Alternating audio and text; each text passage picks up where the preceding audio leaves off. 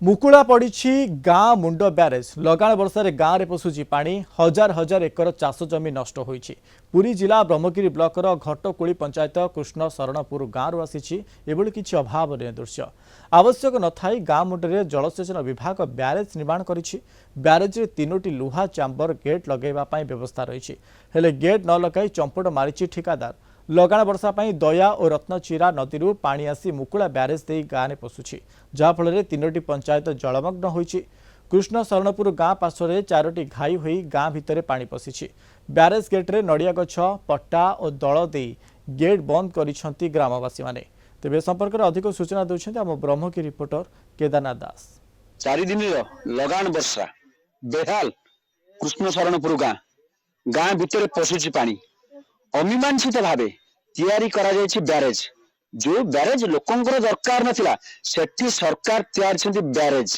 जो ब्यारेज को बाली माटी रे पोती थिले मध्य लगान वर्षा पई बाली माटी धोई जायछि एवं 3 गोटी पंचायत संपूर्ण जलमग्न। ये होछि सीधा सड़क जो कृष्ण शरणपुर गाँ रही ब्रह्मगिरी कृष्ण शरणपुर गाँ गाँव किसी बुद्धिजीवी एवं गाँव वयस्क लोक समस्त एकाठी होती।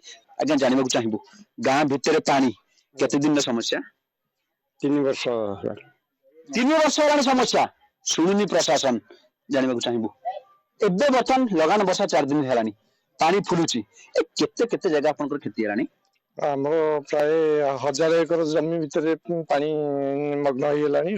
आम चाष बास चाष कर घेरी बंधर भी पानी पशिक मौजा बुड़ी गलानी। बारंबार प्रशासन आगे जाते चेष्टा कले आम 3 वर्ष है लगातार गलानु प्रशासन आम कि सुव्यवस्था करूना।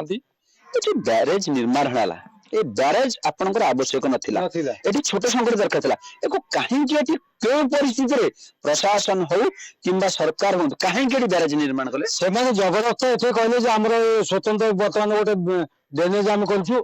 ड्रेनेज करिया भितर वर्तमान आमे तार सुरक्षा नेबु जे तथापि गाँ वाला नाराज सत्य से भी जबरदस्त करकी कहले हमर प्रोजेक्ट अछि हम करिवु करिया पर गाँ वाला मना कले ना हमर स्वतंत्र गोटे रास्ता अछि यार रास्ता किसी आवश्यक नहीं ये भी गाँ पाख आमको कला माने विपज्जनक आम पिला भी बर्तमान या भितर पड़ी हईराण हे।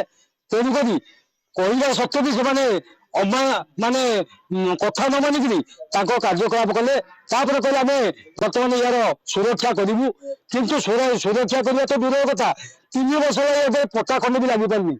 बर्तमान आम यही हा हताश भितर चलुचु या प्रशासन जिते थर प्रशासन बोले आमको केवल हाँ कहते कि कार्यकलाप किसी ना पट्टा भी आज पर्यटन लगी पारानी।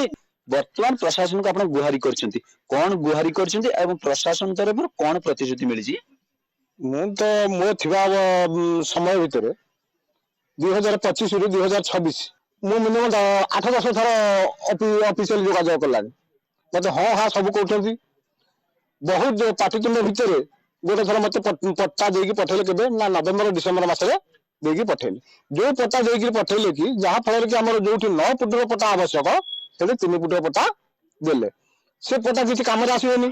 जहाँ शुणुले जेईएसटी सहित बारंबार आलोचना होती समस्या होची जलसेचन विभाग कहीं निरवदस्ता 3टी पंचायत बुलानी सामान्य वर्षा ब्रह्मगिरी मात्राधिक वर्षा ना मात्र 4 दिन लगान वर्षा आगू प्रबल वर्षा अच्छी किंतु जदि या पूर्व प्रशासन तत्पर न हुए ये 3टी जो ब्यारेज रही 3टी गेट नुआ चांबर हो कि पटारे बंद न करे 3टी पंचायत संपूर्ण जलमग्न हम।